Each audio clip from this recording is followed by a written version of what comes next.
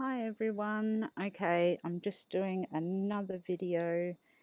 This time it's just the event chart for the awful murder of this young girl, Skylar Neese, who was from Star City in West Virginia. She, on the 5th of July 2012, she snuck out of her house and was caught on surveillance camera. Well, on July 6th, actually, she was caught on the surveillance camera, jumping into a car.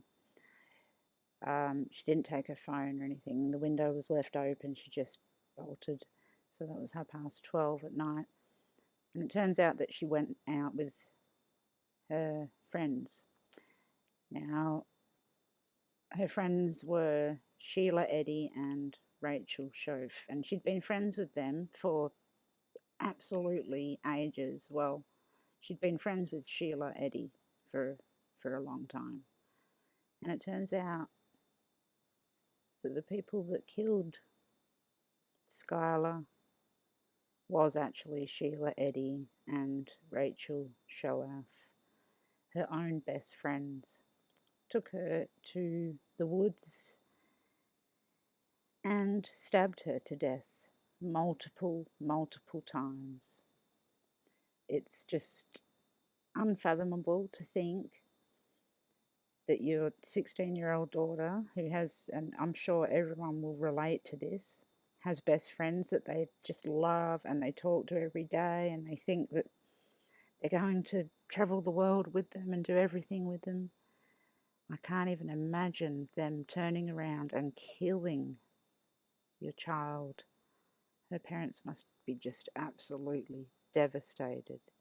I did watch a TV show and I saw her dad, and he was devastated, absolutely a broken man because of these two girls. And there was no real reason, no real motive. It was just something for fun for them. Okay, so we're going to have a look at the chart. So this is 12:30 on the 6th when she was caught sneaking out of the house. So she's represented by Aries, so the ascendant here, 3 degrees of Aries, and Mars is the ruler for Aries, and Mars is at 1 degree of Libra, opposite where she should be. So she should be in her bed at home. She's the very opposite of that. She's about to go out. So that's her Mars there. Now, she was seen leaving in a car, so we look at the third house, because the third house is going places. Now, the third house is in Gemini, and that shows us that she jumped in the car with 2 people, or 2 or more people, but as we know, it was 2 people.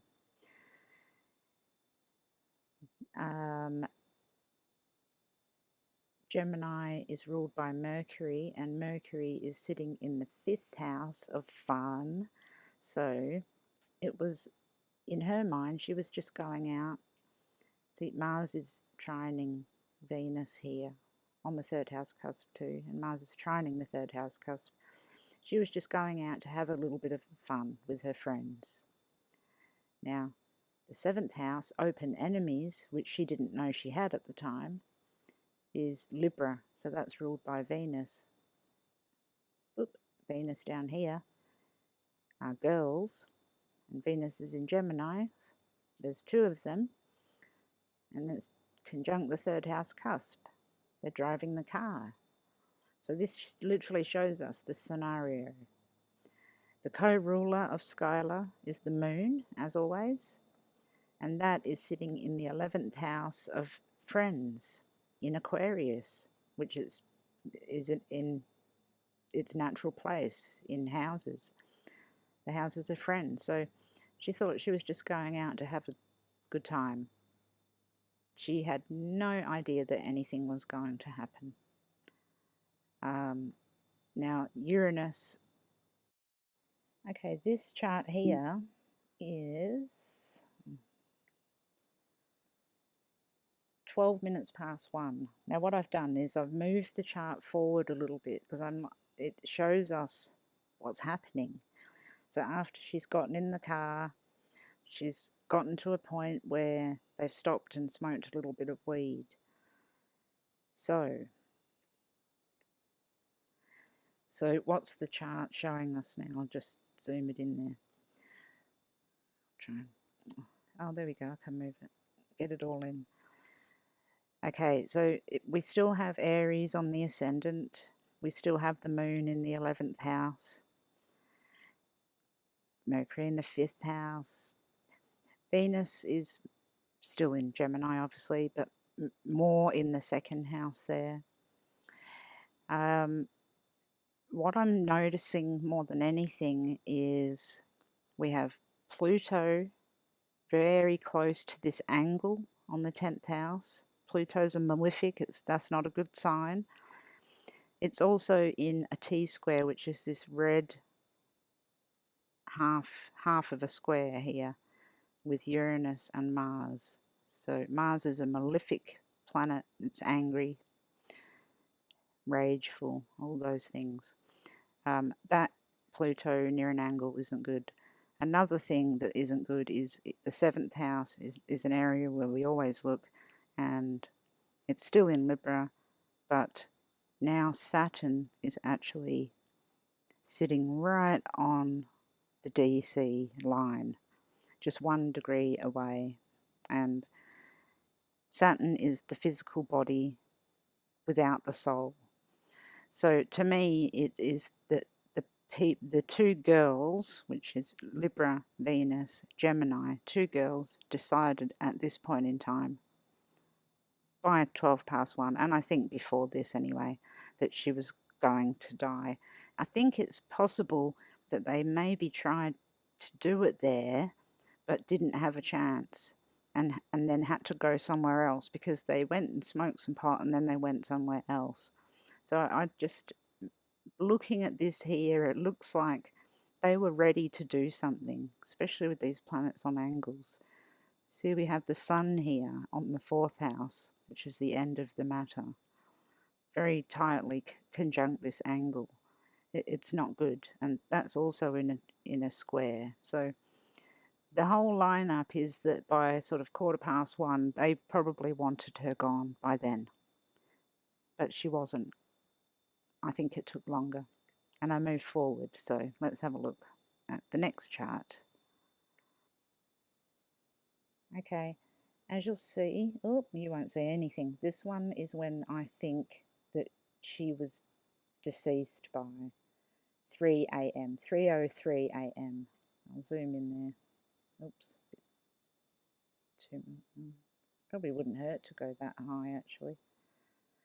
So at 3:03, it just turns into a Gemini ascendant where two people are in control of the situation now.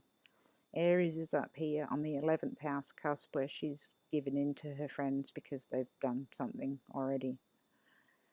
Pluto has moved into the 8th house of death. That Mercury had gone from the 5th house conjunct now to the 4th house. Very closely, the end of the matter there. It's not fun anymore.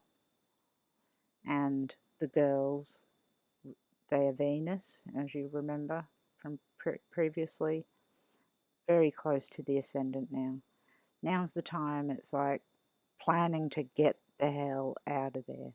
And this is what I often see when it progresses, when we get to a time when the actual murder really occurs and we want to know what the people are doing afterwards, we start to see them around the 1st house instead of the victim. We see the perpetrators because they're trying to hide the victim or get away with this. Now what I also see here is a yod, a finger of God, and that's those green lines there pointing to Pluto and down here to Mercury. But I'm not so concerned about Mercury, but the eye see. Yeah, the end of the matter there, that green line's going to this 4th house cusp, the womb and the tomb. So Venus, which is those girls, is in aspect to Mercury, which is the dispositor of Venus, being the two of them. So the end of the matter is resulting in Pluto in the 8th, death. But Jupiter's in the mix here, and Jupiter is the protector of the law and the protector of people. And it wasn't going to allow them to get away with it, and they didn't. They got caught pretty quickly. So this finger of God, you know, I think it has that name for a reason.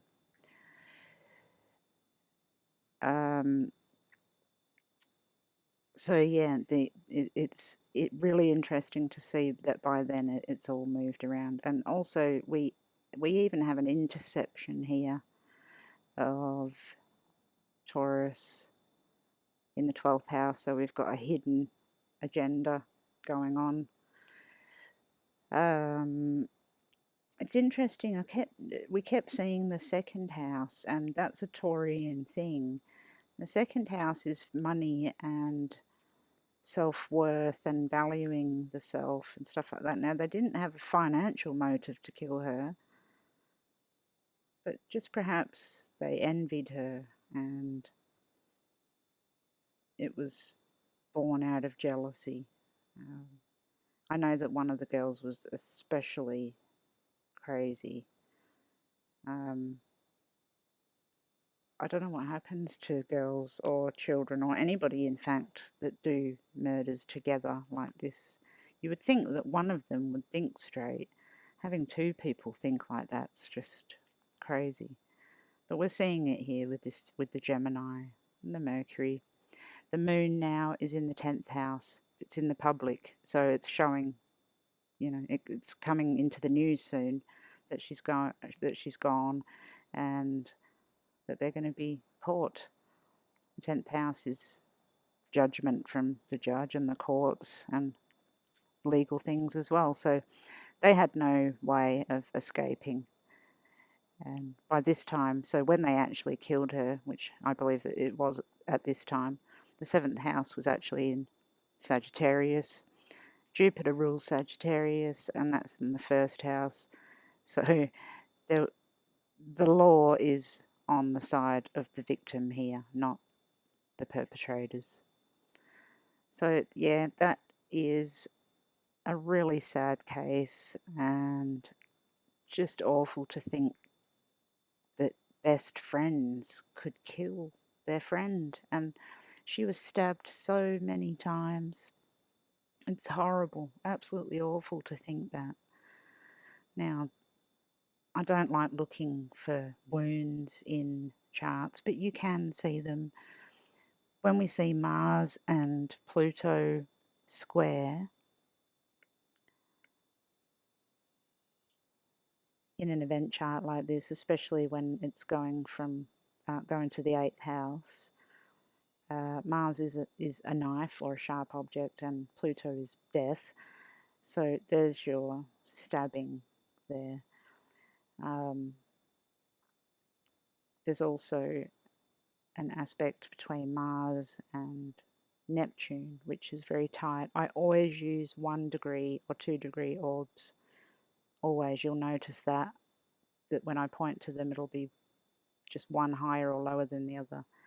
So the attack was frenzied and delusional, and they weren't thinking straight, and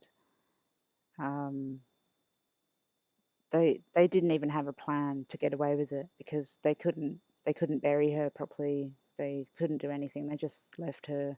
So there was no plan. It was just spontaneous and cruel. Okay, so that's how we can see yet again what happens in an event chart.